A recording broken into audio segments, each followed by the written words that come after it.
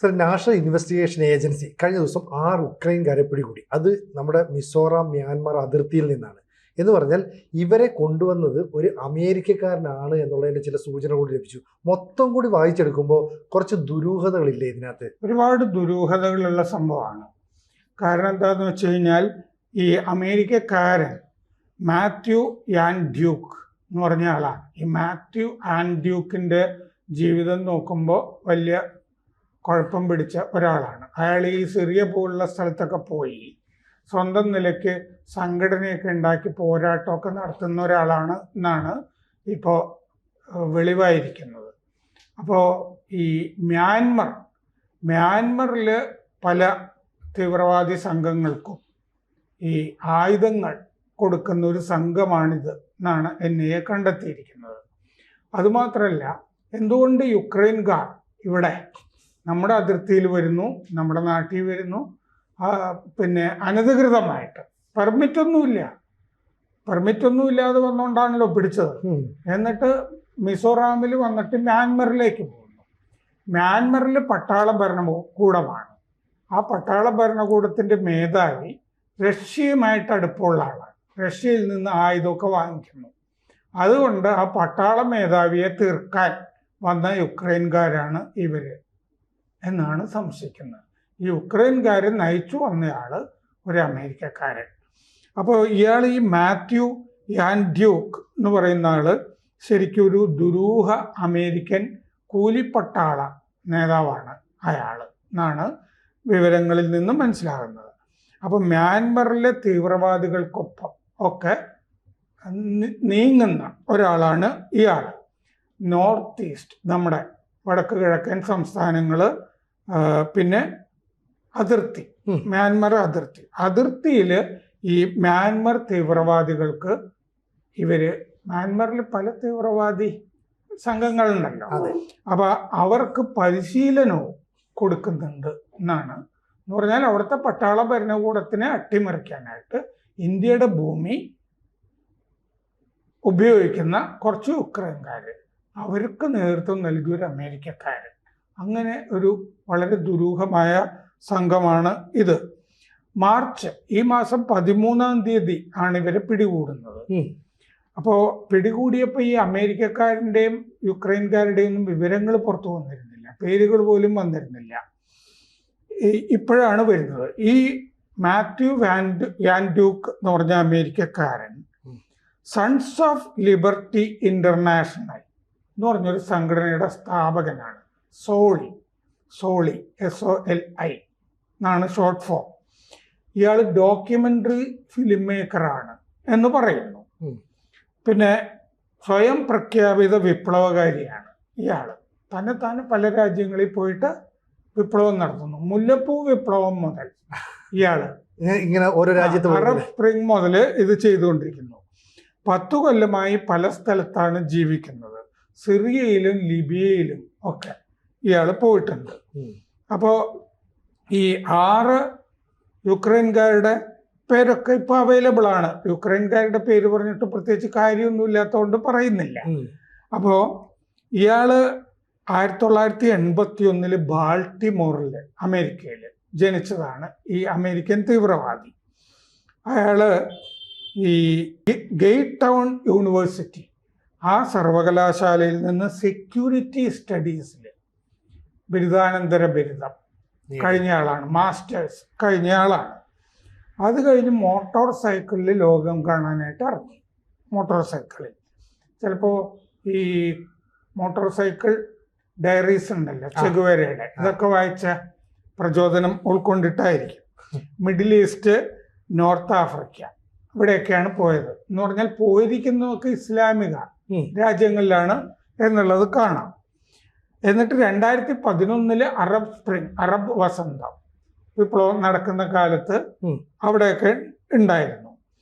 ഗദ്ദാഫിക്കെതിരെ ലിബിയയിൽ യുദ്ധം ചെയ്യുന്ന പോരാളികളുടെ കൂടെ ഇയാൾ ഉണ്ടായിരുന്നു. 2014 ഇയാൾ സോളി എന്ന് പറഞ്ഞ സംഘടന ഉണ്ടാക്കുന്നത്. ഇയാൾ ആ സംഘടന കൊണ്ട് ചെയ്യുന്നത് എന്താണെന്ന് വെച്ച് കഴിഞ്ഞാൽ, ഇതൊരു സെക്യൂരിറ്റി കോൺട്രാക്റ്റിംഗ് കമ്പനിയാണ്. എന്ന് പറഞ്ഞാൽ ഒരു സുരക്ഷാ സേനയൊക്കെ സപ്ലൈ ചെയ്യുന്നതാണ് കുഴപ്പം പിടിച്ച സ്ഥലങ്ങളിലേക്കൊക്കെ.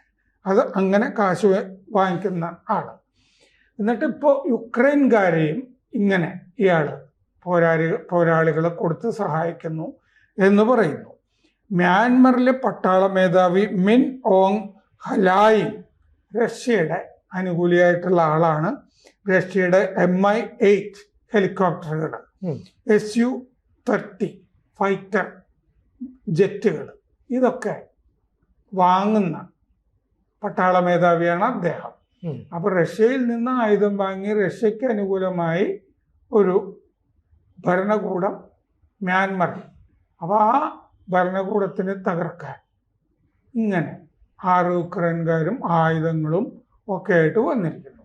അത് ശരി, അവർ മ്യാൻമറിൽ ആണെങ്കിൽ മ്യാൻമറിൽ ഇരിക്കാം. പക്ഷെ ഇതിൻ്റെ ഇടയ്ക്ക് മിസോറാമിലും വന്നിട്ട് അതിർത്തിയിലൊക്കെ ഇരുന്നിട്ട് ഇവർക്ക് മറ്റേ മ്യാൻമറിലെ തീവ്രവാദി സംഘങ്ങൾക്ക് പരിശീലനം കൊടുക്കുക, ഇന്ത്യയുടെ ഭൂമി അതിനു വേണ്ടി ഉപയോഗിക്കുക.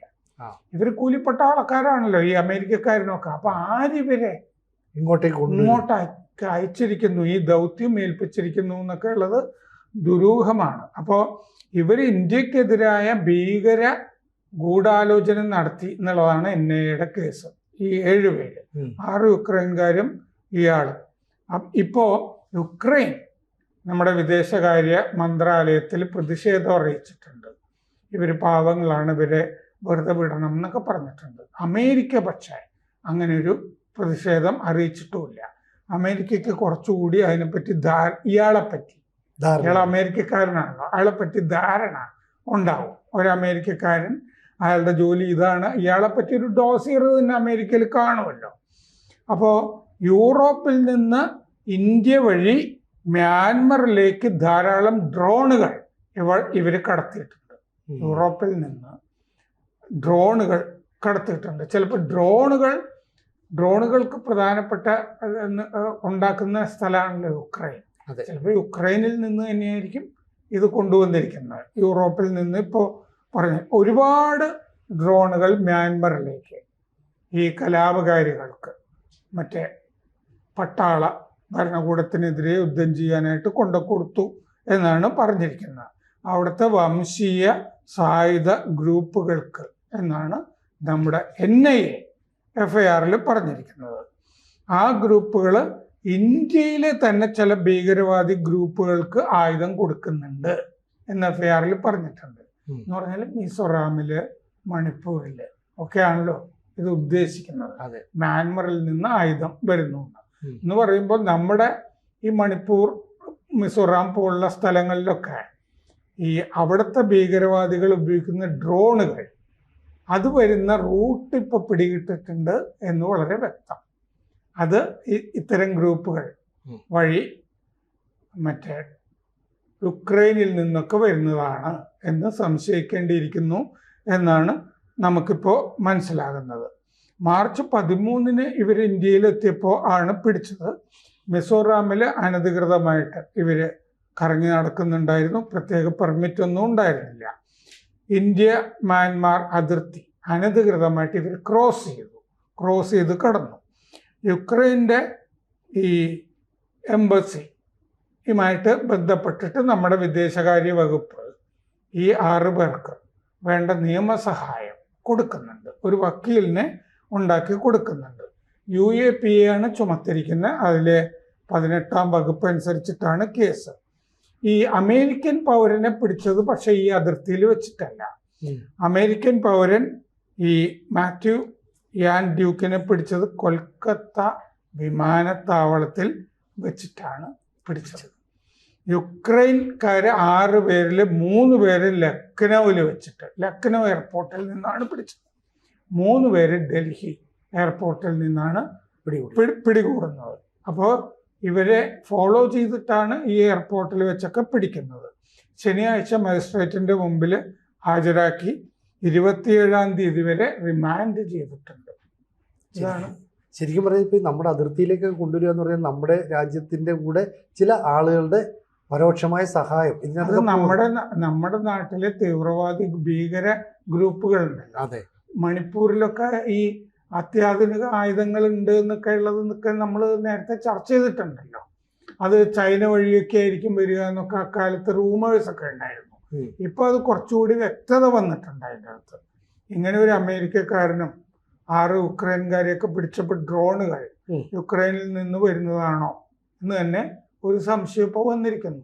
ഒരു യുക്രൈൻ സംഘം, അമേരിക്ക നയിക്കുന്ന യുക്രൈൻ സംഘം നമ്മുടെ നാട്ടിലുള്ള തീവ്രവാദി ഗ്രൂപ്പുകളുമായിട്ട് ബന്ധം, എന്നിട്ട് മ്യാൻമറിലെ തീവ്രവാദി ഗ്രൂപ്പുകൾക്ക് പരിശീലനം നൽകുന്നു. അപ്പോൾ NIA പിടിച്ചത് ഒരു വല്ലാത്ത സംഘത്തിനെ തന്നെയാണ്. കൂടുതൽ വാർത്തകളും വിശേഷങ്ങളും നിങ്ങളിലേക്ക് എത്താൻ ABC മലയാളം സബ്സ്ക്രൈബ് ചെയ്യുക, ബെൽ ബട്ടണും അമർത്തുക.